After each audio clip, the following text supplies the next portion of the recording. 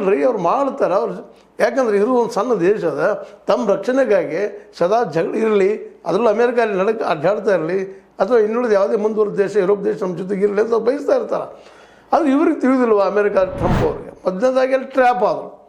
Benjamin Netanyahu ನಿಮ್ಗೆ ಗೊತ್ತದ, ಇಸ್ರೇಲದ ಪ್ರಧಾನಿ, ಅವ್ರು ಹಾಕಿದಂಥ ಒಂದು ದೊಡ್ಡ ಕೆಟ್ಟಾಗಿ ಬಿದ್ದರು. ಅದರಿಂದ ಇರಾನ್ ಜೊತೆ ಯುದ್ಧಕ್ಕೆ ಇಳಿದ್ರು.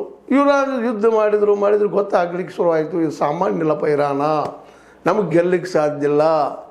ಜಗದ ಆರ್ಥಿಕತೆಗೆ ಮೂಲ ಆದಂಥ ಅಮೇರಿಕ ತನ್ನ ಆರ್ಥಿಕತೆಗೊಳ್ಳುವಂಥ ಪ್ರಸಂಗ ಬಂತು. ಅಮೇರಿಕ ದೇಶದ ವಿರೋಧ ಇವತ್ತು ಬರ್ತಾ ಇದೆ.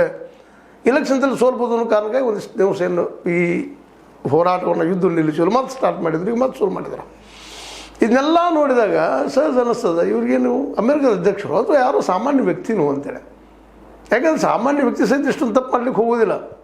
ಗೊತ್ತದೆ ಇರಾನ್ ಎಂಥ ಪವರ್ಫುಲ್ ಆಗಿದೆ ಅಂತೇಳಿ. ಅದ್ರ ಹಿಂದೆ ಅದರಲ್ಲೂ ಮುಖ್ಯವಾಗಿ ಚೈನಾ ಮತ್ತು ರಷ್ಯಾ ಎರಡು ನಿಂತ್ಕೊಂಡಿದ್ದಾವೆ. ಇದು ಓಪನ್ ಸೀಕ್ರೆಟ್ ಅದ.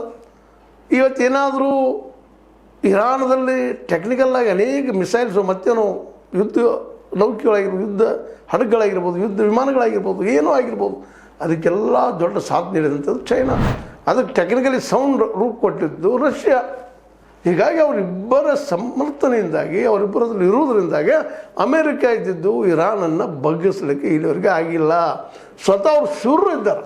ಈಗ ಅನಿವಾರ್ಯ ಆಗಿದೆ ಇರಾನ್ದವ್ರಿಗೆ, ನಾವು ಹೋರಾಟ ಮಾಡಲೇಬೇಕು, ಸತ್ತು ಸಹಿತ ಬಿಡುವಾಗಿಲ್ಲಪ್ಪ ಅನ್ನೋ ಪರಿಸ್ಥಿತಿ ಅವ್ರು ಬಂದಿದ್ದಾರೆ. ಇಂಥ ಒಂದು ಪ್ರಸಂಗದಲ್ಲೇ ಮತ್ತೆ ಯುದ್ಧಕ್ಕೆ ಇಳಿದಾರೆ. ಮತ್ತೆ ಈಗ 2 ದಿವಸ ಹಾಕಿದ್ರು, ಟ್ಯಾರಿಫ್ ಹಾಕಿದ್ರು, 20% ಕೊಡ್ಬೇಕು ನೀವು ಅಂತೇಳಿ. ಉದ್ದೇಶ ಯಾರು ಹೋಗ್ತಾರಲ್ಲ. ಯಾಕಂದ್ರೆ ಈ ಹಾರ್ಮೋನ್